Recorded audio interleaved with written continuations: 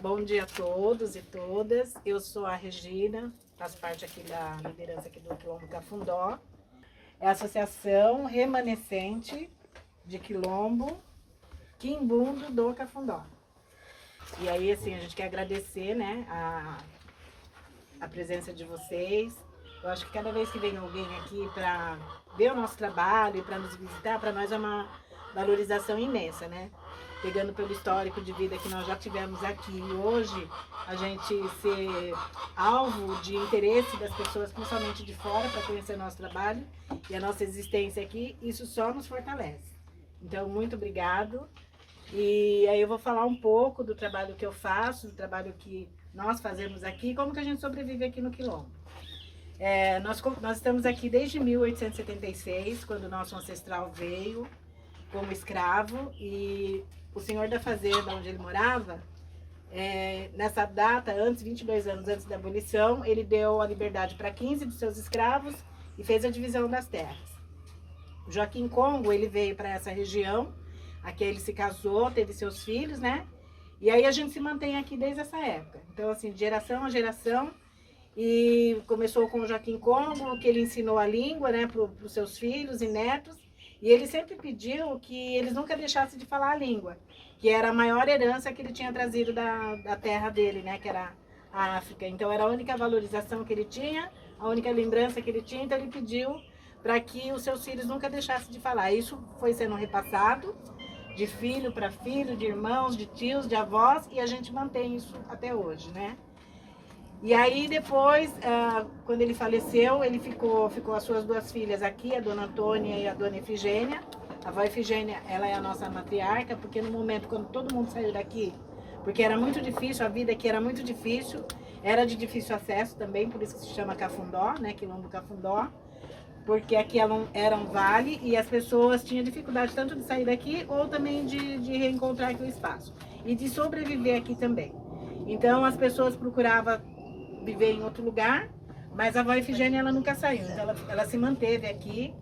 Ela teve momentos que ela ficou sozinha, mas ela manteve a terra, e ela era parteira, então ela trabalhava muito nas fazendas ao redor. Ela era conhecida como madrinha, porque ela acabava batizando também várias crianças que ela trazia ao mundo.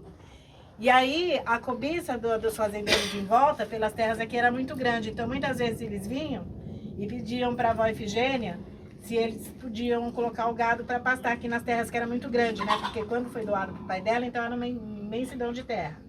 E ela deixava eles colocar o pasto. Aí no dia seguinte eles vinham, soltavam o pasto. No dia seguinte eles vinham e cercavam toda aquela extensão onde que os gados estavam espalhados. E aí eles diziam para ela que ela tinha dado aquele pedaço de terra para eles. Outra hora eles vinham, pediam para ela se eles não podiam, se ela plantava o milho. E aí eles vinham e falavam para ela que eles iam comprar aquela plantação. E ela ficava feliz, né? Porque ela plantava para subsistência. E aí eles chegavam e falavam que eles iam comprar toda aquela plantação de milho. Aí quando estava na época dela fazer a colheita do milho, eles vinham com papel, ela não sabia ler, não sabia escrever. Aí eles carimbavam o dedo dela no papel, retiravam o milho e dizia que ela tinha vendido o milho e a terra também. E assim as terras foram se perdendo. E aí quando a avó Efigênia percebeu que ela estava perdendo as terras dessa forma, então ela chamou os filhos, né? E pediu que eles viessem. E ela falou qual que era o limite das terras e o que tinha sobrado. E o que tinha sobrado era só esse espaço aqui, de tudo que tinha sido doado. E aí ela já no leito de morte, então ela pediu para que os filhos cuidassem das terras, ela falou qual que era o limite, falou como que tinha sido feita a doação, né, pelo senhor para o pai dela. Falou muito da questão da língua, falou da cultura, falou das tradições que eles tinham trazido da África e que ela mantinha, e ela pediu para que os filhos dela também continuassem mantendo, mas que principalmente eles cuidassem da herança que o pai dela tinha deixado. Então isso repassou para o tio Otávio Caetano, que foi uma grande liderança também aqui da comunidade, e foi através dele que a história do Cafundó saiu para fora. Porque aí chegou há 70 anos atrás, aí já tinham sido tomado tudo. Aí os fazendeiros vieram para tirar também o pessoal daqui desse espaço, que era a única coisa que tinha sobrado. E aí nessa casinha de taipa, onde a gente mantém ela ainda até hoje, era a casa da Dona Maria Augusta, né, que era bisavó do Alex. E aí eles tiveram que colocar todas as crianças dentro da casa, porque os capangas vieram, queriam tacar fogo em tudo, queriam matar todo mundo e tomar a terra. E eles resistiram. Então houve briga, houve morte, né? Mas eles se mantiveram aqui. Aí foi nesse momento que o senhor Otávio Caetano saiu, ele e a Dona Cida, que era a avó do Alex, saíram e foram pedir ajuda. Então foi nessa época, foi na década de 70, que o Cafundó se tornou conhecido lá fora. Porque as pessoas tiveram que vir para ver o que estava acontecendo, que as pessoas aqui estavam sendo mortas aqui, né? E aí foi onde que veio alguns movimentos também de São Paulo, e aí foi onde que se tornou público a existência de um grupo que ainda não se chamava de Quilombo, mas de um grupo que vivia de uma forma diferente, né, isolado, aqui em Salto de Pirapora. O Cafundó foi a primeira comunidade negra a ser recebida também dentro do Palácio do Planalto, a gente tem esse registro, né? E eles reivindicando terra. E o senhor Otávio Caetano foi o primeiro negro a entrar também com o processo de uso capião, reivindicando terra. Aí, através de toda essa luta, se descobriu as outras comunidades também que tem aqui no estado de São Paulo, né? Que são 80 e poucas comunidades, né? Aí se teve o conhecimento que tinha outros povos também que viviam da mesma forma. Mas foi só em 2003 que veio a público que esses povos eram comunidades quilombolas. Que foi através do decreto 4887, né, que o Lula colocou, e aí que se começou a desenvolver um trabalho em relação às comunidades. Em 2005 foi criada uma coordenação de quilombos, né, do estado de São Paulo, para que a gente se organizasse para reivindicar o que foi tomado, né? E aí todo mundo dizia, mas imagina, vocês não vão conseguir, porque era muito tempo e não tinha registro, né? Não tinha nada registrado em lugar nenhum, nem qualquer o limite das terras, né? E nem quem tinha doado, mas isso ficou sempre guardado na memória dos nossos griots, que são os mais velhos, né? E aí foi isso que a gente se pegou, que era a memória dos nossos mais velhos, que essa história ela vem sido contada desde a época do Joaquim Congo, que repassou para a avó Efigênia, para o senhor Otávio Caetano, para a Dona Cida, para a Dona Maria Augusta, e chegou até nós. Então essa história não podia ser mentira, né? E foi em cima disso que a gente lutou, que a gente brigou, que a gente foi para Brasília várias vezes, né? E aí, quando foi em 2009, a gente recebe um convite do então governador do primeiro mandato do Lula, que o Cafundó ia ser desapropriado, a gente ia receber nossas terras de volta. Então, assim, foi uma festa tremenda. Aí a gente foi para Brasília, recebemos o decreto, e quando nós chegamos aqui, a gente ouviu dos bairros vizinhos que para que a gente queria tanta terra? Por que o governo estava dando tanta terra para negros? Né? O que a gente ia fazer? E a gente teve muita crítica assim, desse município, né? Não só dos bairros vizinhos, como do município como um todo. E aí a gente precisava começar a trabalhar, até para mostrar para as pessoas que a gente estava aqui, que era um direito nosso, sem contar que a gente teve que brigar muito, né? Porque tinha pessoas que vinham aqui desacatar a gente dentro de casa. Mas por que vocês querem terra? O que vocês vão fazer com essas terras? Né? E muita gente falava, a terra é nossa, e da mesma forma que sempre ficou na mão dos outros e ganhar o dinheiro, se a gente quiser colocar uma cadeira e ficar sentado olhando para a terra também, não tem problema, a terra é nossa, né? E aí mas a gente sabia também que não era só esse o processo, a gente precisava trabalhar. E aí a gente começou pela juventude que estava indo embora, que na verdade só os mais velhos estavam ficando aqui, porque os jovens estavam saindo, a gente até uma forma dele sobreviver também, né?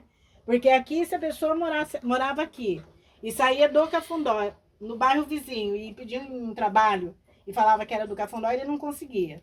Se ele fosse para o centro da cidade, procurar um emprego, qualquer coisa, e falasse que ele morava aqui, ele tinha toda dificuldade, né? Então a gente entendia também essa questão da juventude. E aí nós começamos a fazer um trabalho com jovens, muita conversa, muitas reuniões, e dizendo que todo esse processo, a terra era deles. E que se eles se mantivessem fora, e os que estavam aqui, que eram os mais velhos, que não ia dar conta de dar uma motivação, né, um trabalho, a gente ia acabar perdendo, porque o governo ia acabar tomando se ficasse uma terra improdutiva. E isso só ia reforçar o pensamento que as pessoas tinham, né? Que a gente queria terra para não fazer nada. E que estava tirando, porque tinha já poceiros dentro da terra. Então, com essa desapropriação que a gente teve, então os poceiros eles receberam, eles não foram retirados de qualquer forma. O governo pagou eles e eles foram retirados daqui. E aí muita gente também criticou, que estava tirando os coitadinhos da terra que era nossa. Que a gente não podia fazer isso. Enquanto a gente ficou aqui, sendo massacrado, não tinha problema nenhum.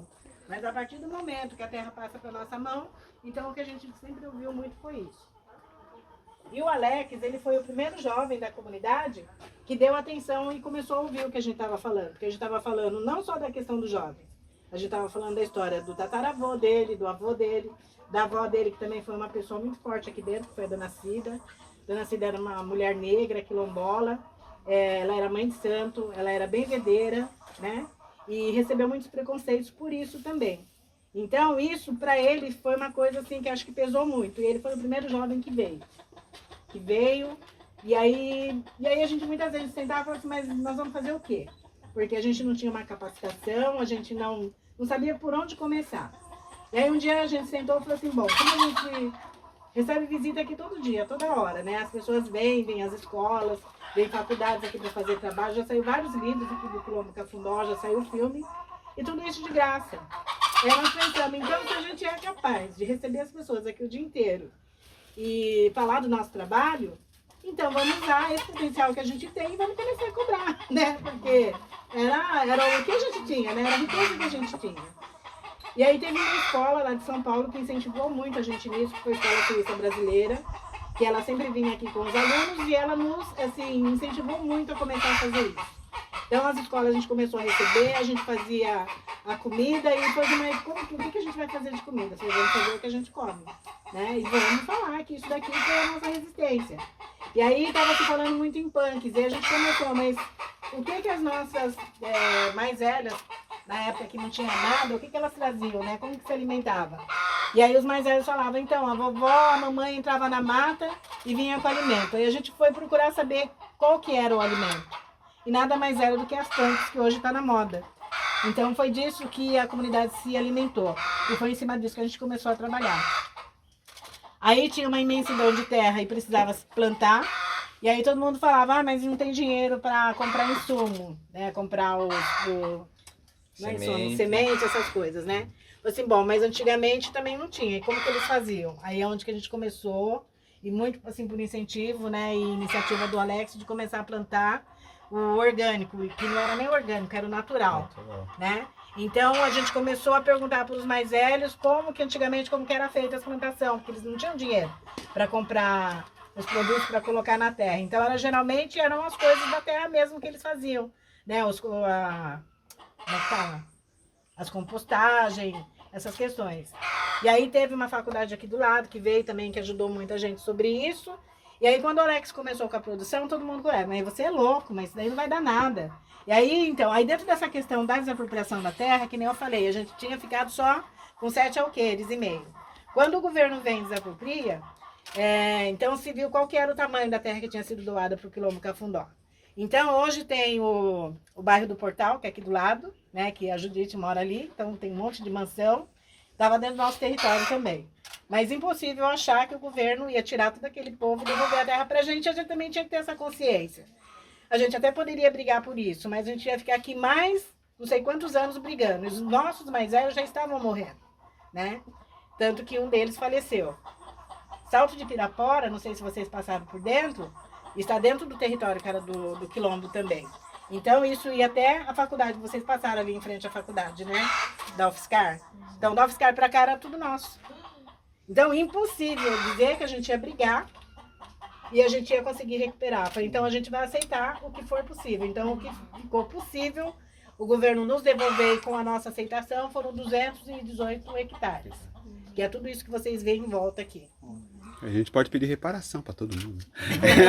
Quero ser, muita gente veio e falou, não, mas só que aí a gente resolveu pensar e olhar para os griots que estavam aqui, que eram 3, lutando uma vida inteira. E um já estava bem debilitado, então a gente queria que ele pelo menos visse essa conquista, né?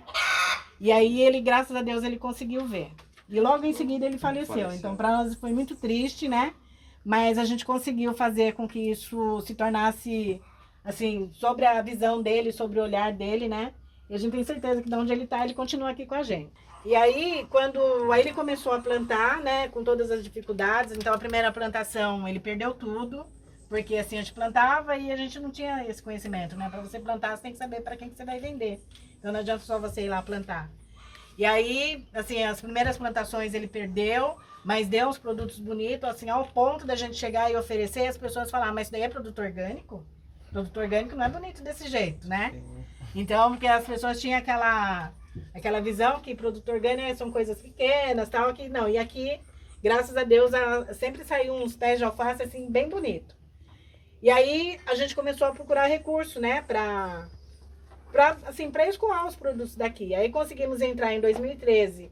Então, a desapropriação do território foi em 2012. Em 2013, a gente conseguiu entrar no primeiro projeto do governo, que foi da Conab. Então, a gente começou, aí entramos naquele projeto de doação simultânea, que a gente plantava, doava para a prefeitura e a prefeitura repassava para a população da cidade.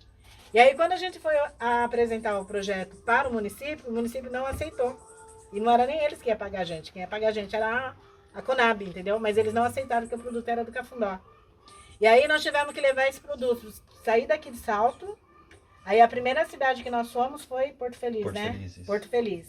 Aí passamos por Sorocaba, não sei quantos quilômetros daqui até lá. 90 quilômetros. E aí a gente começou a entregar o nosso produto lá, que foi o único lugar que aceitou. E aí um dia numa reunião em São Paulo, né, e a gente falando dessa dificuldade, que nem sempre a gente conseguia carro para levar os produtos, eles perguntaram, mas por que vocês não entregam em Salto? Aí quando a gente colocou que a prefeitura não estava aceitando, aí houve uma movimentação que veio de Brasília para obrigar o prefeito a receber os nossos produtos, porque a gente é uma comunidade quilombola e a gente tem alguns direitos, assim... Lei, isso é lei. É lei, né? E que eles não queriam cumprir. Então teve que vir de cima para baixo para a gente poder começar a entregar os nossos produtos aqui. E além de alface, o que mais vocês produzem? Aqui são mais de 58 itens só de produção da comunidade. Aí tem o feijão também. Feijão, abóboras, Couve, tempero. beterraba, chicória. Isso aqui é de vocês também? Isso, Sim, é tudo aqui. é. Esse é o coloral? Lindo. Esse aqui é o colorado. Nossa, que lindo. Esse aqui é o verde, esse aqui ele já é o mais maduro. Claro. E aí- Também? Também. É urucum, né? E aí a gente precisava melhorar também, porque não podia ser só a questão da plantação, né? Então, assim, aí começou a aumentar os visitantes também. E aí a gente precisava mostrar também outras coisas que não fosse só a plantação. E aí nós começamos a pensar, já tinha a questão do artesanato, já trabalhava a questão do artesanato com a fibra da bananeira e com a taboa, mas a taboa estava muito pouco, porque a gente tem um capãozinho aqui embaixo, mas ela estava muito pouca. E a gente trabalhava também com a fibra da bananeira. E aí pegando essa questão dos produtos orgânicos, aí virou uma febre, né? Então, assim, aqui na região, os produtores de orgânico era aqui no Cafundó. Na época da pandemia, a gente se tornou bastante conhecido, porque juntou, o Alex conseguiu mobilizar um grupo de jovens, aí quando estava todo mundo se recolhendo e não saindo nem sequer para ir no supermercado, a gente começou a entregar cestas na casa, né? E aí isso foi muito deles aqui que participaram. E aí a gente começou a casar uma coisa com a outra. Falei assim, então vamos levar todo o nosso trabalho, vamos montar o nosso roteiro, né, de visitante. Então, que é com os produtos orgânicos, a questão do artesanato, aí já tinha a questão das ervas também, né? Mas a gente usava as ervas mesmo só para falar, antigamente tinha uma benzedeira, só que vem muita gente aqui procurar se não tem uma benzedeira, e já não tinha mais. Que era a dona Cida e ela tinha Fazer falecido. um templo aqui já, hein? Assim, então, mas aí por que a gente não pode retomar? Né? Então vamos retomar essa questão. Aí vem a Cíntia com os conhecimentos dela, e aí a gente começou também na produção dos incensos naturais, né, do próprio benzimento. E aí a gente resolveu repassar isso também para o artesanato, né? E aí foi onde que eu comecei a utilizar. Lógico, eu tive que procurar saberes com outras pessoas. E eu aprendi a técnica de fazer o artesanato também com a estamparia botânica. Então hoje a gente usa a natureza aqui para tudo, né? Para falar da importância, falar da nossa sobrevivência aqui, tanto na questão da alimentação, né, do espiritual, né, e até da questão econômica também. Então, assim, a terra para nós é tudo, a natureza para nós aqui é tudo, e é o legado que a gente leva hoje, né. Então, eu tenho aqui o Alex e a Lucimari representando os jovens, eles morrem de vergonha, mas é o que a gente fala. Não morreram até agora, então. Como a gente veio, nós estamos aqui, eu sou a mais velha, né, do grupo aqui eu sou a mais velha, mas alguém passou para mim, e eu vou ter que passar para alguém, esse alguém é eles que depois vai repassar. A Rota da Liberdade, mais uma vez, agradece ao Quilombo Cafundó por essa recepção, por serem quem são e nos permitirem estar aqui com vocês. Muito obrigada.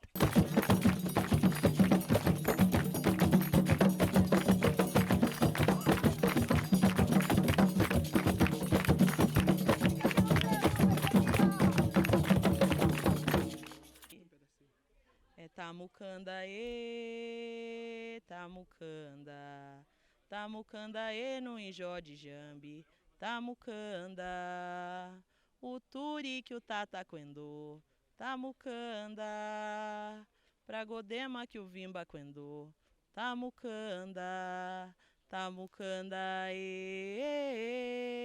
tamucanda, tamucanda, no Injó de Jambi, tamucanda.